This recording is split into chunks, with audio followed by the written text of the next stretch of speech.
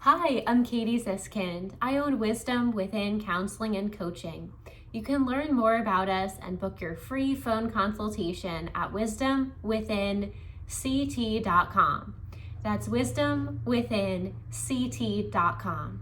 This video is all about LGBTQIA plus affirming counseling and cross-dressing. So cross-dressing is when someone who, let's say a male, identifies as being male, dresses in feminine clothing, or a female dresses in male gendered clothing. So this video is more focused if you're a male, you identify as being a male, and you like dressing in women's clothing. Sometimes this can be challenging because you're married and you're keeping this a secret from your spouse or from your wife.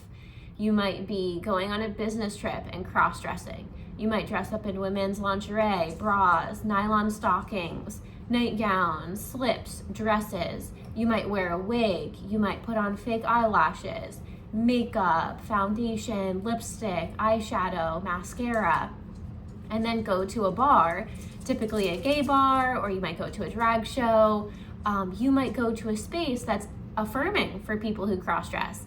You may also really enjoy the comments that people make, whether they're saying you look beautiful, or you look gorgeous, or you look sexy, or you look really great. You might be really liking that external attention. So there is a very healthy way to cross-dress. As long as you're not hurting anyone and you're not hurting yourself, cross-dressing is completely healthy. There can be elements to this that are sexually arousing, and there can be elements to this that are just for your own gender expression. So every single one of us, every human on this planet, has both masculine and feminine energies. However, our society likes to put people into boxes.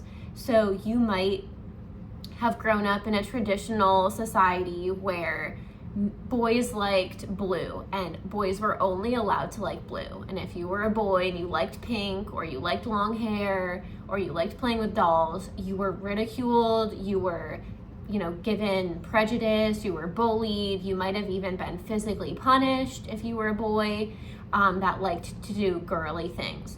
So from a very young age, you learned from your parents, from religion, from society, not to be who you are.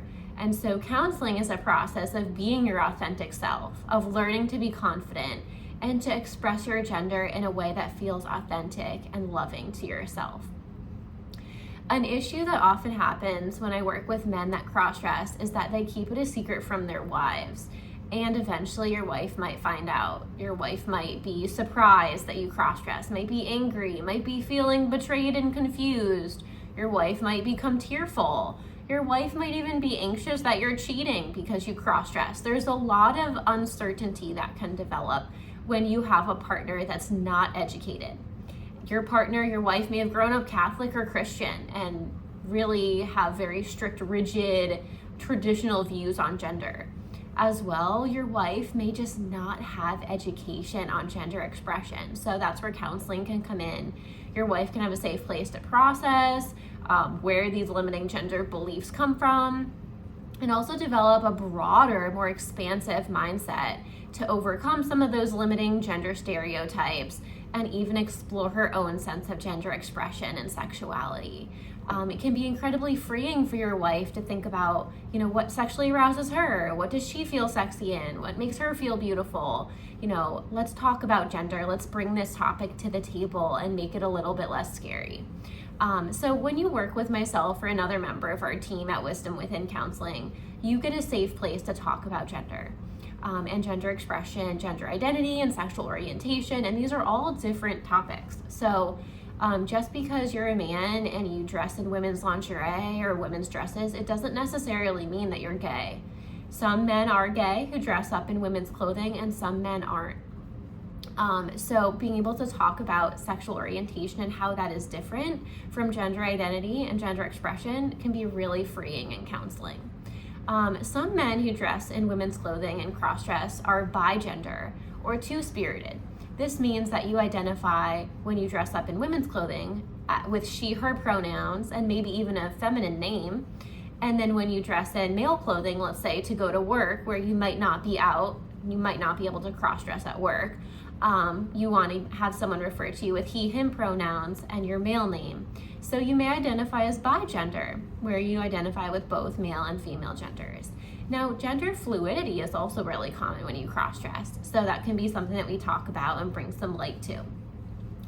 And when we're talking about cross-dressing, we're doing it in a way that supports acceptance, that's affirming, that's non-judgmental, that helps to bring awareness to where these really critical and harmful stereotypes come from. So when your wife is scared, that fear is often rooted and linked back to a message that she received in childhood. Oftentimes women receive messages as well that are very harmful and negative, like girls have to have long hair or girls have to like pink, and so maybe your wife wants to have short hair and that's always been something she's dreamed of. And now finally through these conversations, she can be a more authentic version of herself and start to play around with her self-expression. So these conversations can be incredibly freeing. Another component to cross-dressing, but beyond just gender expression, is sexual arousal.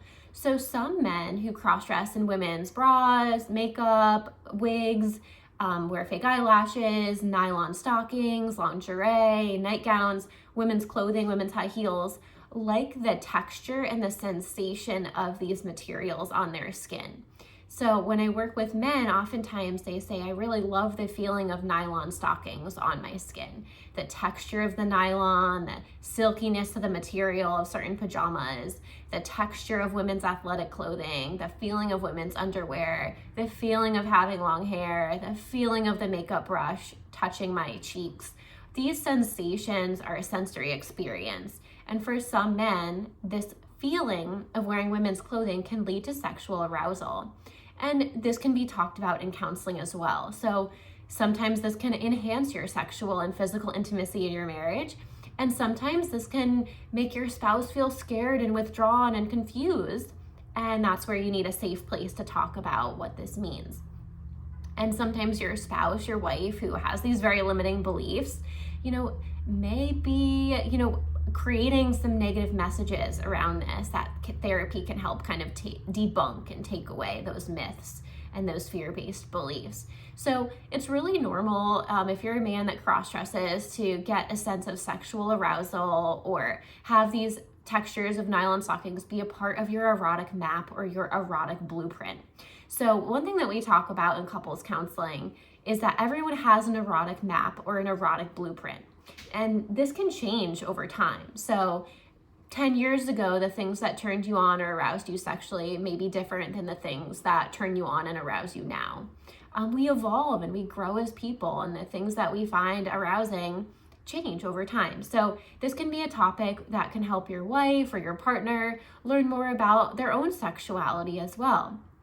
So bringing, these textures into a shared partner experience may seem really, far down the road right now, but it's something that we can talk about. As well, when you're really aroused by nylons or the feelings of women's clothing, this may be a part of your self-pleasure or masturbation experiences. And talking about this in couples counseling can help your partner decide if they would like this to be part of a shared experience. As well, from talking about these different kinks and things that turn you on, your partner can share what turns them on. They may have a sexual fantasy they've never talked about. They may have an environment where they like to have sex that they've never gotten to do.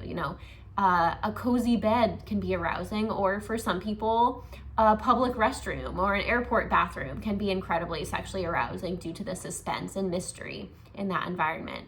So you might just want to take your sex life into a new environment entirely, and that can be something for your partner or wife to gain some freedom and just start talking about. We start to broaden and expand our views of what sex can be, what gender can be, what gender expression looks like, what an erotic map is.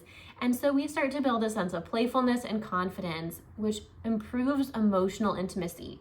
So the more that we talk about these things that we feel shame about or guilt about, or we've swept under the rug out of fear of being rejected, the more that we can talk about these in the safe space of counseling, the more that you and your partner can build emotional security and emotional intimacy, which are the foundational blocks for trust, commitment, and meaningful connection.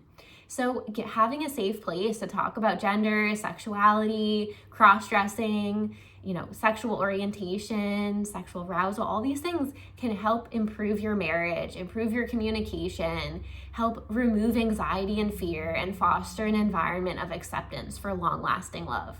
So if you'd like to work with myself or our team at Wisdom Within Counseling, you can book your free phone consultation at wisdomwithinct.com. That's wisdomwithinct.com. You can also give us a call or send us a text. Our number is 860-451-9364.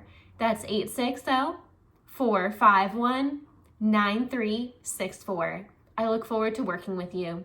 I'm Katie Ziskind, a licensed marriage and family therapist and an LGBTQIA+ affirming counselor as well.